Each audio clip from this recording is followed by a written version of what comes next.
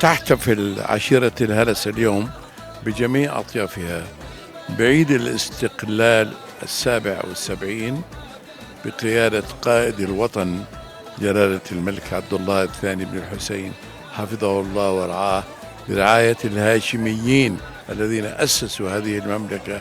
نحتفل بالمئوية الثانية، ويوم الخميس القادم سنحتفل بزفاف سمو الأمير حسين ولي العهد الأمين المحبوب. فرحتنا لا تنتهي، نفرح بك يا حسين، وهذه الفرحة إن شاء الله تعم جميع أنحاء المملكة.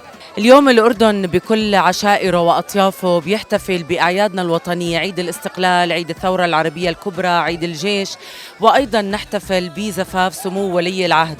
اليوم منبارك من خلال عشيرتنا عشيرة الهلسة لسمو ولي العهد زفافه الميمون، ونبارك لوطننا الغالي أعياده الوطنية، وإن شاء الله يا رب بدوم عز الأردن وعز سيدنا. بصراحة احنا حبينا نعمل هذه الفعالية حتى نحتفل مع كل الأردنيين بعيد الاستقلال المملكة الأردنية الهاشمية 77، وكمان نحتفل بزفاف الملكي لسمو الأمير لسمو ولي العهد الأمير حسين بن عبد الله الثاني.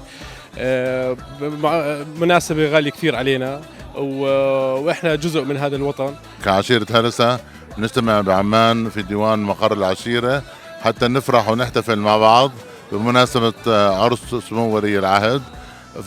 فرحنا بالطريقة التقليدية الكركية على الأهازيج والأغاني الكركية مع فرقة الكرك من أبناء العشيرة.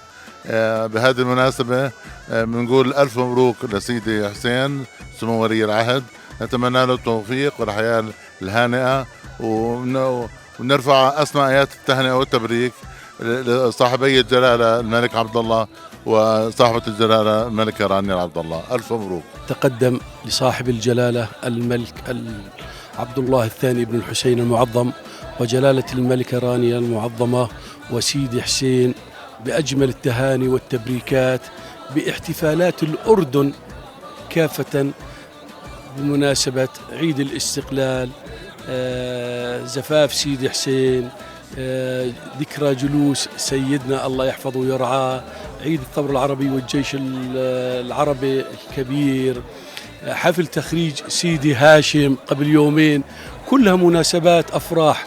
فبالفعل الأردن الآن يعيش فرحة عارمة من كافة أرجاء الأردن قاطبة. ونفرح بالحسين.